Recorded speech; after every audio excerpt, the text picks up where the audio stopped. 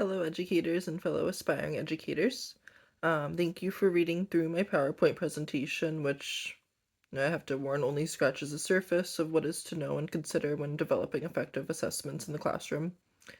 So I've been training different types of formative assessments and testing ways to utilize existing technology to enhance this process in the classroom for a couple of years now. The principals asked me to prepare this professional development opportunity to share what I've learned with you all, and I'll do my best to hit on what I think is the most important things. So I suggest that viewers follow along with the slides of the PowerPoint as the video progresses. Let's see here. So I'm just going to go through 5 effective skills for designing assessment.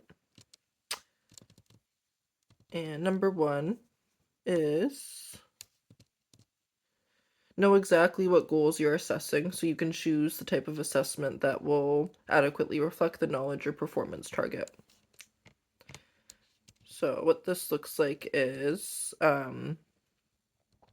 making sure that basically like what you're setting out to be, like if you go through the Massachusetts content standards, you pick a standard based on the grade level of your class, and you're really focusing on the language that's being used and making sure that the assessment that you design, whether it's multiple choice, open response, a project, that the student can do that project and it will exemplify what's based on the learning target. This is definitely, I would say, the number one most important rule for assessments and necessary prerequisite prior to starting to make one for students. So again, be sure to reference the specific state content standards when creating objectives for the specific lesson. Always referencing the language that clearly describes what the student should know within the standard will help guide the type of assessment to use. So for example, if I'm teaching a 9th grade English class and I'm focusing on the content standard RCAH 9, which is like history and reading prompts, the content standard is site-specific textual evidence to support analysis of primary and secondary sources, attending to such features such as the date and origin of the information. My assessment should align with what I'm asking students to do, and an appropriate activity for this could be having students fill out a timeline where they cite dates and create captions based on nonfiction historical accounts they read. This can also be assessed throughout the school year by requiring students to note whether they create a reference page for papers they write, and requiring them to provide in-text citations for open response questions.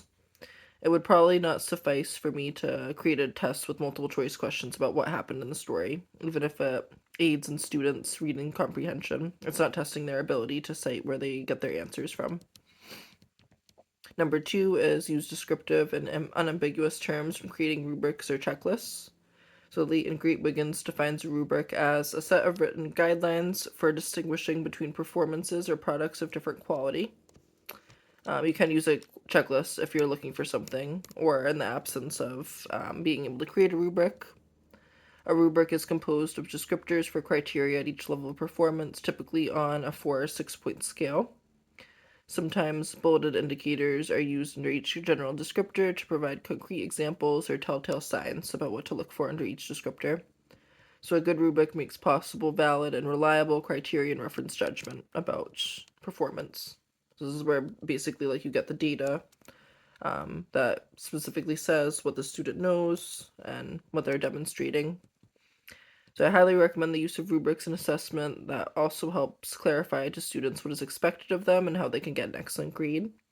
There are free resources for educators out there to create their own rubric with relative ease. One resource is called iRubric.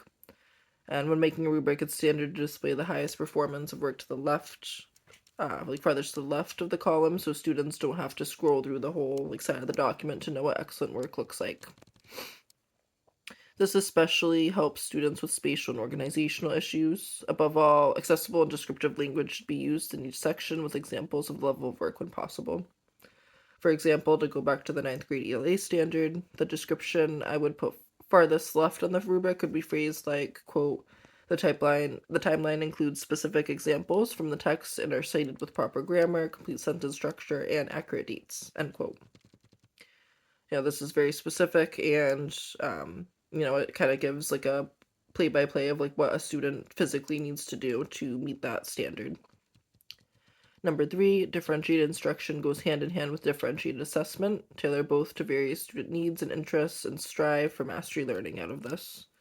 So one powerful thing that often leads to successful student performance and assessments is always high student motivation.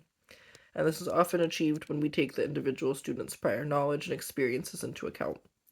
For example, a student loves playing the piano, but obviously can't have access to one in the learning environment all the time, can't be always assessed on a piano.